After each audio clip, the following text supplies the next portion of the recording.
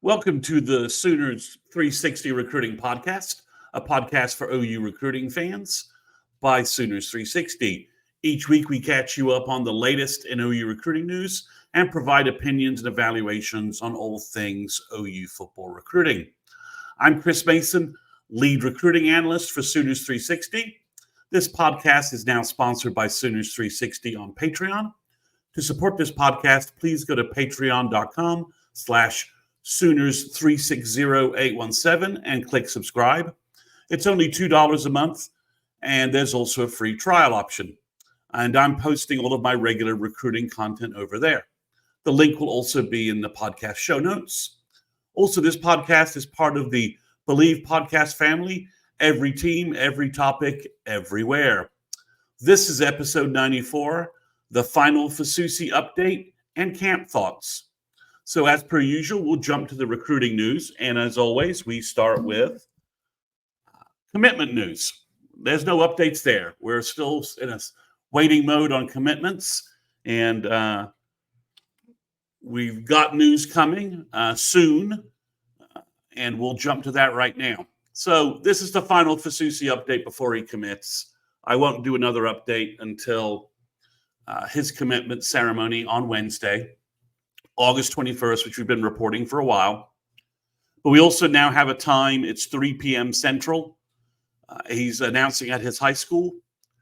And I'm not seeing anything that any of the recruiting sites have picked up a live stream announcement on this. I think that's a distinct possibility because Michael is obviously a top 20 player consensus in the nation, 5-star offensive tackle. OU and Texas being the biggest players there.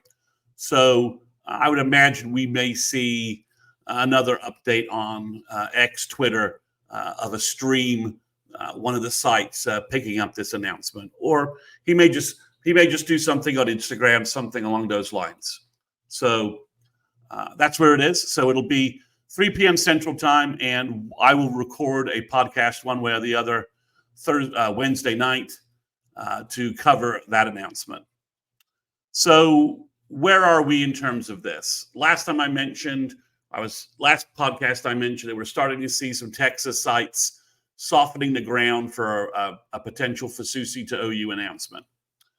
Well, that, and we also had Brandon Drum from OU Insider putting in his forecast for OU.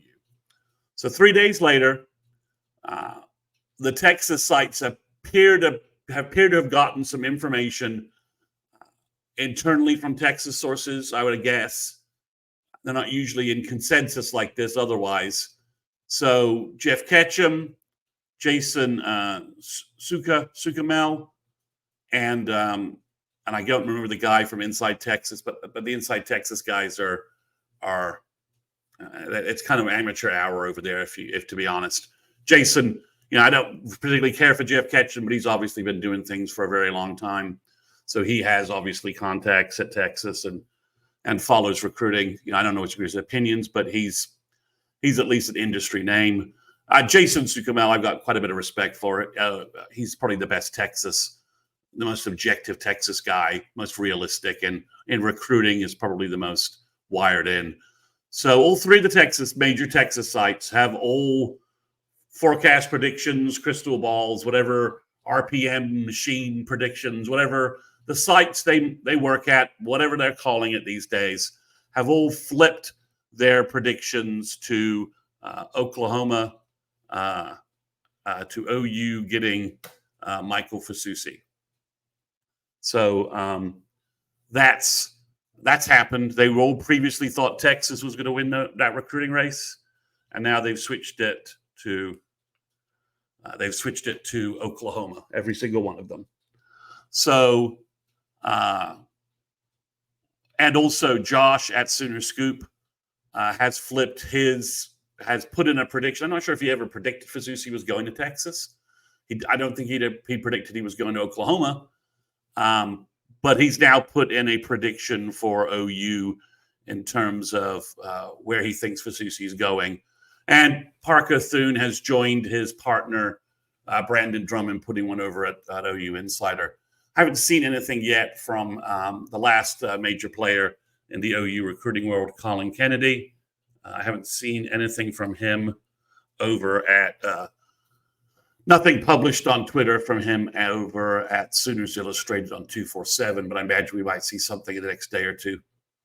So what does all this mean? It seems to indicate that some shift has occurred within the last 3-4 days on both the OU side and the Texas side. The two biggest sides in play about this recruiting seem to have reached a point where Texas seems to realize they're behind an announcement's coming, and whatever push they were making is either too late or isn't going to be effective. And OU seems to have maybe reached a point of confidence about what they think is going to happen. Now, remember, several sites, most notably Josh at Sooner Scoop on their podcast, had mentioned that Fasusi had been telling people, this information came out about 10 days ago, that Fasusi had been telling folks he knew where he was going. He'd sort of already made his choice. And he just wasn't pushing it up because the 21st is when he was going to book his announcement. I think it's an important, Brandon Drummond indicated it was, I think, an important day for the family. So that's where we stand right now with Fasusi. A&M, I guess, is floating around. I'm not hearing anything from Oregon or Missouri, nothing from their websites. No one's really talking about that too much. So it looks like it's OU Texas, and it looks like OU grabbed a lead in June, and it has built upon that lead. And we're trending towards Michael Fasusi committing to OU on Wednesday. We will see, but this seems to be following a very similar pattern to David Sanders, the offensive tackle from Charlotte, who just committed to Tennessee. It seemed to be a very tough, tight battle. And then he was making an announcement, and then about 4 or 5 days before the announcement, it started really leaking that Tennessee was probably going to win that recruiting over Nebraska and Ohio State. I'm not really sure where Georgia was. But looks like Fasusi's trending in a similar kind of way. But, we'll definitely see, and we'll definitely be reporting on this podcast. I'll be reporting on this on Patreon, and I'll definitely probably be joining a couple other podcasts to talk about the Fasusi situation, especially if it goes well for OU. This is a big, big commitment, big pickup. So, any other news out there to talk about? No. Nothing from Andrew Babalola. No decision, no timeline, no elimination of schools. Nothing from Christian Jones, the linebacker from Nebraska. These guys are practically about to start their high school seasons, and I'm not sure when and where their decisions fit in. We keep hearing from various sites are reporting that Christian Jones probably will try and make a decision after a couple of games of his season and Nebraska's season, maybe. So we'll see. But I would think after the Fasusi decision, once OU gets back to playing football games, we may hear of some new offers. We may hear of some targets that OU's identified, players that OU would like to get on campus. Maybe we'll hear of some unofficial visit action, perhaps, or maybe a surprise official visit. But right now, there's nothing new to report there. So that's the final Fasusi update. Very glad that one way or the other, not so sure glad, but just I think it's we need to move forward. So the Fasusi decision is great, welcomed on this podcast because it's been hard talking about nothing with no real updates for about the last 6 weeks. We haven't had much news since Floyd Boucard verbaled in July. Really not much news of anything. So that's the recruiting news. So OU's finished their camp and their August summer camp. Classes have started. I'm not sure they're quite in game prep yet, but they're getting close to it because obviously they have a Friday night game, so that it's a day earlier.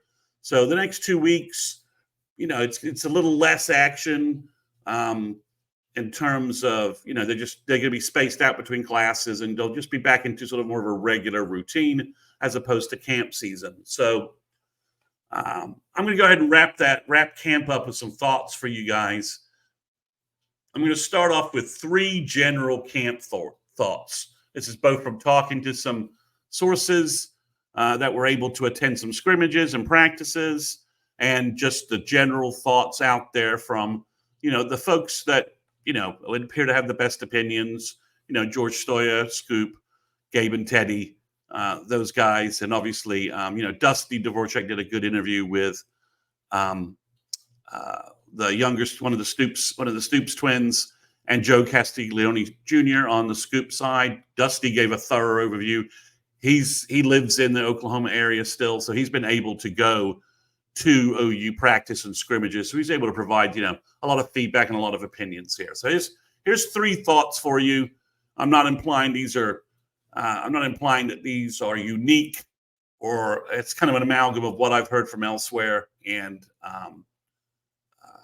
what's out there sort of in the sphere, but just my general opinions on it. The first one is that I did talk to somebody who observed one of the scrimmages, and this person, their contact, knows championship OU defense. I'll just leave it at that. They're familiar with what that looks like. They know what early Brent defenses should look like, how they play, and what championship defense really is. And they think that this is the best defense OU's had in 10 years, 15 years, something along those lines. Linebackers look great. Secondary looks great. Front of the defensive line looks fantastic. Dominic Williams, Jaden Jackson, Grayson Holton, David Stone, DeJoun Terry. Just there's depth, there's talent, there's ability, there's athleticism. It's night and day from what OU's been fielding recently. At defensive end, I didn't have as much to say.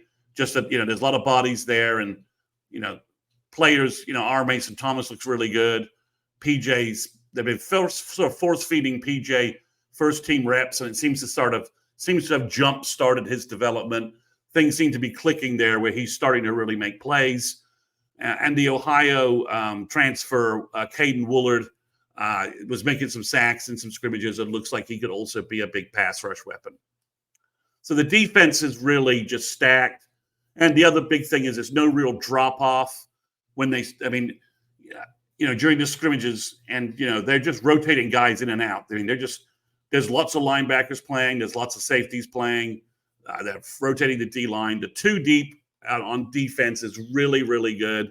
And especially up front, and that's the 2 deep on offensive line is just not the same. So that's been causing a lot of the domination issues. And for OU fans, who remember the early 2000s, we routinely heard that the defense was just dominating because, you're just rotating. The depth on those defenses was excellent. You're just rotating players in, and the depth on the offensive line just wasn't the same. The first-team offensive line was pretty good. Second-team offensive line would struggle, and the defense would dominate. It seems a little bit of that's what's going on. Obviously, everyone's heard about the offensive line having some injuries. That's obviously playing a role, and some guys are hurt, so they've been sitting other guys to make sure they don't get hurt. So the defense has been dominating and looks like it could be the best in forever. And if it is, if OU is finally fielding a top 20, SP plus, sort of advanced metrics, top 20 type defense, I think that changes a lot of the outlook of what we expect from a Sooner team this year, and maybe what the offense has to really be. That being said, the number 1 upgraded position on the roster on the offensive side of the ball seems to be tight end. Bauer Sharp has had a fantastic camp. He looks awesome. That's what I've heard. Jake Roberts is healthy now, and he's giving OU a real reason to play 2 tight end looks because he's a good blocking tight end. So he opens up things in the running game. And Bauer Sharp can be flexed out or in line and block. So OU just has some reason to play 2 tight ends and use that formation to give some teams different looks and to be a little more intentional about how they're doing things. And finally, Caden Helms seems to have been coming out of the 18-month ambulance unit, is playing well. could be a real surprise contributor this fall. I mean, he's 6'6", 240, looks every bit of it, looks great. He's always had great athleticism, and he could be a surprise contributor. OU could use him in unique situations, create some matchup problems, because he's, I remember him out of high school. He was a fantastic looking pass catching tight end when OU signed him out of Nebraska. He looked fantastic, had a 1,000-yard receiving season. So if he's back and he's really able to play, the tight end position is just, the talent level is just radically increased, and the depth is so much better. So the last comment, and I'm kind of stealing this from a message board that I'm on. So there's one contradiction coming out of camp, one thing that doesn't quite add up. So the O-line has been struggling with injuries and availability, and the defense has been dominating from what we've generally been told, or at least early on it was. But we keep hearing that the running game is doing very well, and the running backs are having a great camp. Multiple print interviews and other interviews saying Javonte Barnes is having a great camp. Sawchuck looks really good. Isaiah Hicks is playing well. And when he's not been hurt and Tatum's been banged up, Taylor Tatum looks fantastic. So it's hard to reconcile the O-line struggling, but then we're hearing the running game is doing really well. So I don't know if it's just a case of their pass pro. The difference between a pass pro and their run blocking is significant, or we're getting maybe a preview into the fact that Bill and Seth are really, very connected, have a great relationship, and maybe Bill is being heard more about what the O-line can really achieve in the run game in terms of this is what they're good at. Let's do these things. And OU's really drilling that. And even against a good defensive line, they're able to make some push, get some push and hit, and make open some lanes. But overall, it seems very contradictory, right? The O-line struggling, but the running game looks good. That doesn't seem to add up. So I don't quite know what to make of that contradiction. But it's been stated by enough folks that it's certainly both, sometimes two things can be true and folks, decide to make them, mutually exclusive. Like you can't have this and you can't have that. If you have this, you can't have that. And I guess we sort of jump to the belief that if the O-line's struggling, you can't run the ball. And right now we're being told that's not the case. The O-line is struggling with injuries and availability. They're mishmash of moving personnel around, but OU's able to move the ball, and the running backs are having a good day on the ground.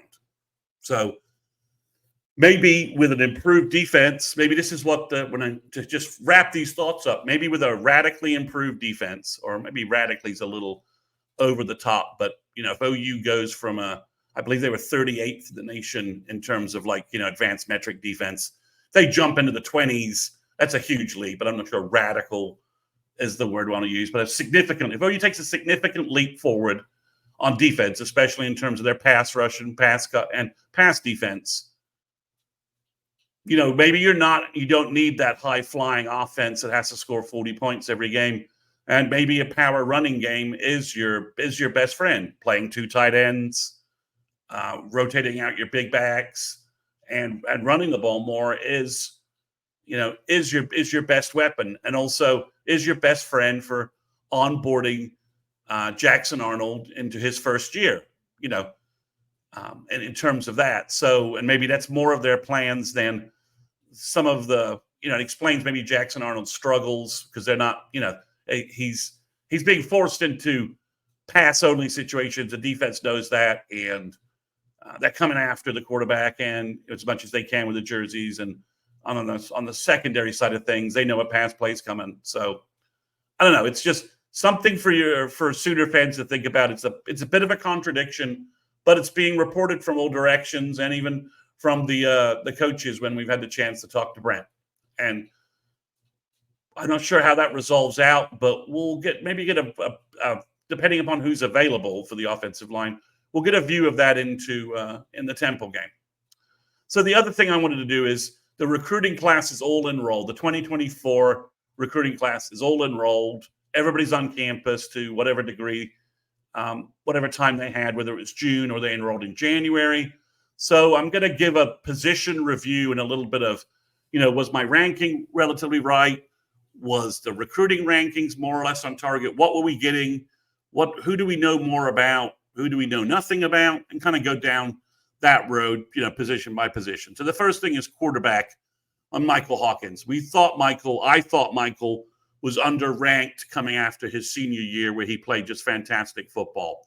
And that looks like the case. Since he got on campus, spring, fall camp, he's a fantastic athlete. He's put on good weight. He's got a cannon for an arm, and he is developing well. It looks like, if you asked me, the rankings, I think, probably put Michael in the top 250. Based upon what we're hearing out of Norman and everyone raving about him, looks like Michael was much closer to his sophomore rankings, where he was like a top 50, top 75 type quarterback, top 10 quarterback in the country. And that looks like what OU really got. At running back, OU had Taylor Tatum, Xavier Robinson, and Andy Bass. Andy Bass seems to be recovered, doing a good job recovering from his knee injury. He'll redshirt, but that looks like OU's the steal. Caleb and I last year talked a lot about the steal that Andy Bass was. That's still trending that direction. Xavier Robinson's really done a great job with Schmitty and dropping bad weight, getting in great shape. He looks fantastic. I could see him getting some garbage time, running back reps in the 3 out-of-conference games if they become just severe blowouts, because he's a big, powerful running back. And if you just want to run clock, I could see them using Xavier Robinson in that role. But that looks like a big addition for OU. I think he's going to be a big power back that will help OU down the road, especially teamed with the prize of the running back group, Taylor Tatum. He looks every bit the 5-star number 1 running back that everybody said he was. He's been banged up, but I think other than that, he's just looked fantastic in camp. Now, he got into campus a little bit late in June, so it doesn't appear like that's really hurting him. Running back being a position where, of all the positions, that's probably one where a late enrollee can still make a big impact. So he looks every bit ready to be used, maybe in a particular role. His receiving skills are getting a lot of mention. So, that maybe you could use him in a slot, do some 2-back stuff, do some, OU's talking about, we've been hearing rumblings of some 2-back formations, double tight ends, just stuff that Levy wasn't using. So it'll be interesting to see. But Tatum and Robinson, definitely as good as advertised, maybe even better with Robinson. And Andy Bass, it looks like that knee injury is being put in the past, and then next year he'll be able to help the Sooners. At wide receiver, Zion Reagans is getting a lot of buzz about him. His speed. I know he enrolled late. He's tiny, but it wouldn't shock me if he's not one of the top 5 fastest players in the SEC. He's apparently faster than Brennan Thompson. We all know Brennan Thompson's a blur on the field, so it's just so much more speed. Can OU find a way to use him? Can they use him in special teams? Maybe. We'll just have to see. Ivan Carrion, did a really good job adding weight. He's now 6'7", 220. Looks really good out there. So that looks like, I was a little uncertain about Carrion, and I saw his senior year footage and was like, okay, yep, that plays. And that looks like that's trending. I could see him with maybe a red zone role due to the injury to Jaden Gibson. Possibly some jump passes. Zion Kearney, we haven't heard too much about him, but he's kind of stuck behind, he's sort of stuck behind Nick Anderson, Jaleel Farouk. And I don't think he's a slot, so he doesn't fit into the Deion Burks part of it. So not a lot mentioned on Kearney yet, but, sometimes we just, we don't get a lot of information. And I think he's been banged up. I've got nothing on KJ Daniels, the wide receiver from Louisiana. So that's kind of a red shirt. Ask me again next spring. Not too much information there. Not negative or positive. Just OU's. Again, Daniels would be probably a slot. He's a little undersized. He doesn't have the absurd long speed Raggins has. And then you've got players in front of him like Brennan Thompson, Dion Burke, and also Petaway. So I think he's a red shirt. I think he's also maybe been a bit banged up. I think that's some of the reports. So we're going to shift to the O-line. The O-line group I was pretty high on, more than so the recruiting rankings. I think that's bearing out at this point. The class looks really good. I've been told by a couple of folks if Eddie Pierre-Louis had enrolled early, there's a good chance he might be starting for the Temple game. I think there's a good chance Eddie Pierre-Louis could start by Tennessee. If he can take over that guard spot, that allows him to play Jacob Sexton at left tackle. The center position, hopefully Hickman is healthy and that he takes over the center position. And then you've got Wei Wu and hopefully a healthy Jake Taylor at right tackle. And then I think you go fight with that. That might be your best 5 offensive linemen right now. I just think Eddie, his potential is just, again, he was a 5-star. I had no idea what On3 and those other services were thinking. He looks fantastic. He's in great shape. And he's apparently just, Bill's just working with him. That's a good sign. And he's just, I think the ceiling for Eddie Pierre-Louis is pretty high. Josh Iasosa is one of the guys where folks are like, well, why is OU offering him? Isn't he like a plan B guy? And OU did offer him later after they missed out on some other guys. But so far, all the reports I had before August started was that Josh Iasosa was doing really well, doing well in the weight room. They were excited about his potential. And then Josh has been playing center in some of the scrimmages. They've had to move some players around, and he's been doing a good job playing center. So I think his potential is even higher than maybe we thought. And, if he's a big 6'4", 6'3", 320 athletic body, if he can stay at center, great. Or if you can move him to guard across from on the other side of Eddie Pierre-Louis, that might work for OU as well. Eugene Brooks is doing well. I think he will. Again, I thought he was really great. He's probably a year away from pushing from a starting job, another year in the weight room and just getting into that kind of shape. I think there's a good chance we'll see him play some offensive guard. I don't think he'll redshirt. It'll just depend upon numbers and how many games he gets to play. I don't think EPL redshirt. Iasosa should redshirt. Isaiah Autry-Dent has had a good developmental first year. Really like where he is. The coaches are very happy. He's added, weight and strength to his frame. He's got a redshirt, but they like where that development ceiling and potential is going. Daniel Akinkunmi is now back. He's been injured since the spring game, so he missed a lot of summer stuff, but he's back now, and everyone says he's looking pretty good, moving around. So I think Daniel's a red shirt, but before he got hurt, they were just raving about him. So I think with how well Iasosa's doing, how well EPL looks, and how well Brooks probably will be with another year, those 3 guys inside, I think probably will allow OU to maybe look at next January 2025, thinking about moving Daniel to tackle, depending upon how he does this fall and how his development looks this fall. One other note, kind of an added bonus. Evan McClure, the freshman preferred walk-on, son of former Sooner offensive lineman Bruce McClure, according to reports, has been playing well enough that they used him as a center in a scrimmage when they kept out Josh Bates and Hickman, and Everett's not cleared yet. So, he's 6'4", 275. I liked his film out of high school. If he could be a guard center combo player for OU, he's got a frame where he can put some weight on. He could be 6'4", 300 easily. So OU might have gotten kind of a 6th offensive lineman out of that. I thought he was well worth the preferred walk-on offer.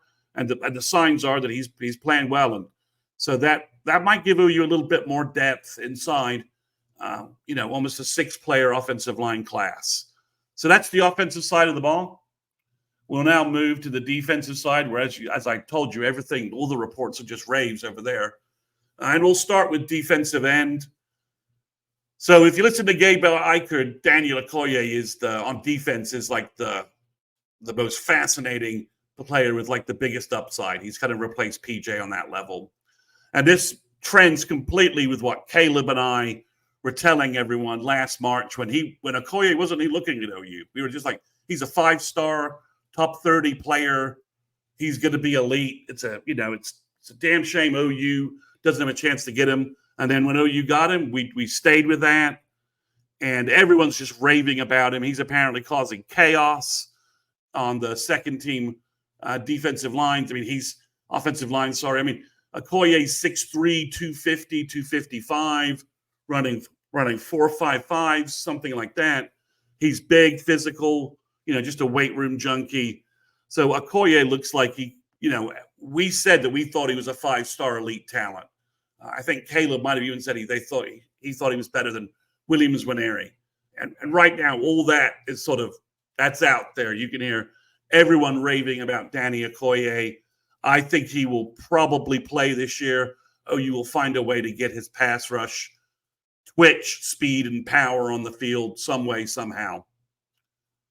The other defensive end, the other big defensive end piece was top 100 defensive end, Nigel Smith.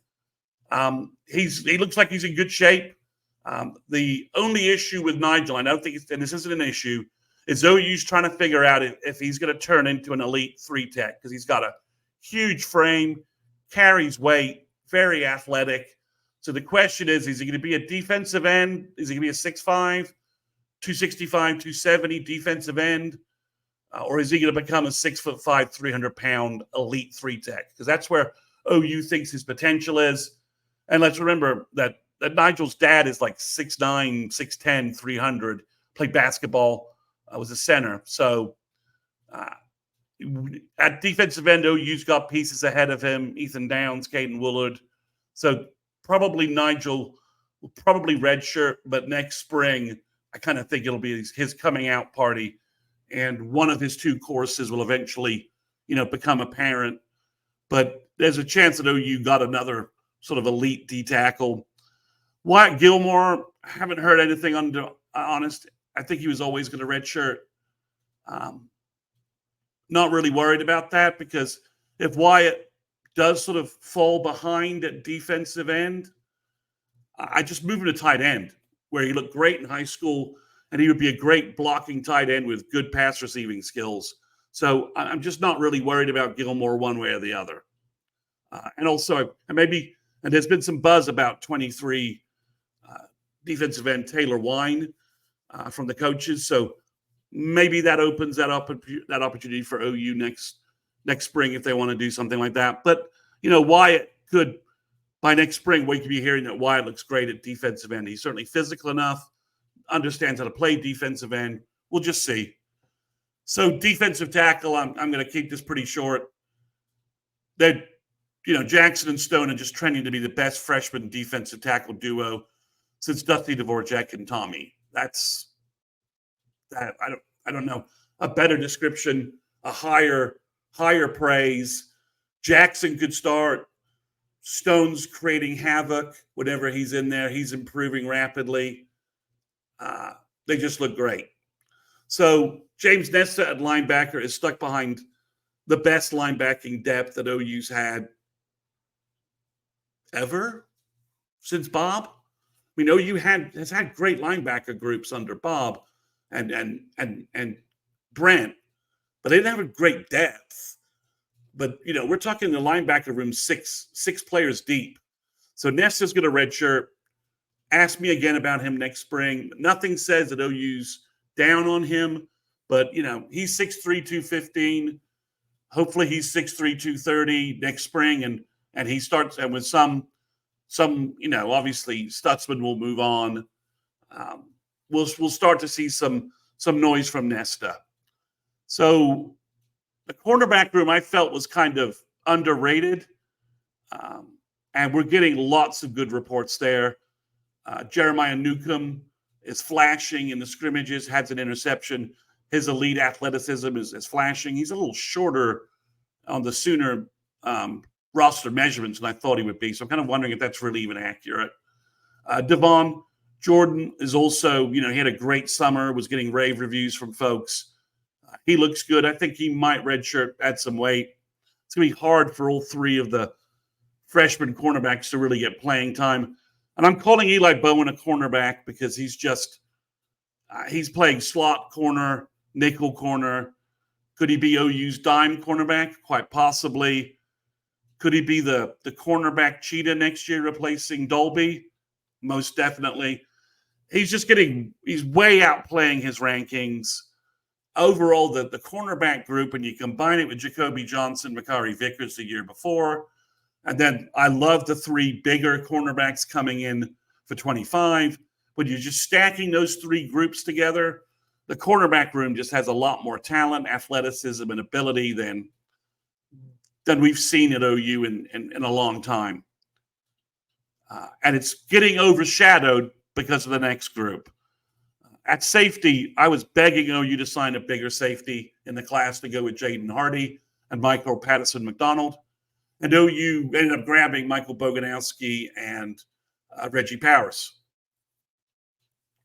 So, I just listened to the Gabe and Teddy podcast, so I'm probably a little influenced by that. But Gabe was just raving about Boganowski, like all-American type, basically describing him in five-star recruit terms. Like he was talking about his impact, his ability, his size, athleticism in terms of guys you would expect to be five-star recruits. Powers apparently had a fantastic fall camp too. He looks great. He's big, physical. I think both of these guys are in battle to be the fourth and fifth safeties on the field after Bowen, Bowman, and Robert Spears-Jennings. Hardy's had a good spring. Haven't heard as much quite about him this fall. Hardy probably could do with a redshirt year and add 10 pounds onto his frame, and then I think he'll be fantastic. Haven't heard much on Michael Patterson McDonald, but he did enroll early. I believe he's been hurt, so I think he's redshirting. But the safety group looked like, I thought it was very good. It wasn't ranked as high by the services, but it looks like it might be sort of one of those just roster. It might be the best right now. It's hard to get away from David Stone and Jaden Jackson, but somehow the freshman safety group has gotten close to them.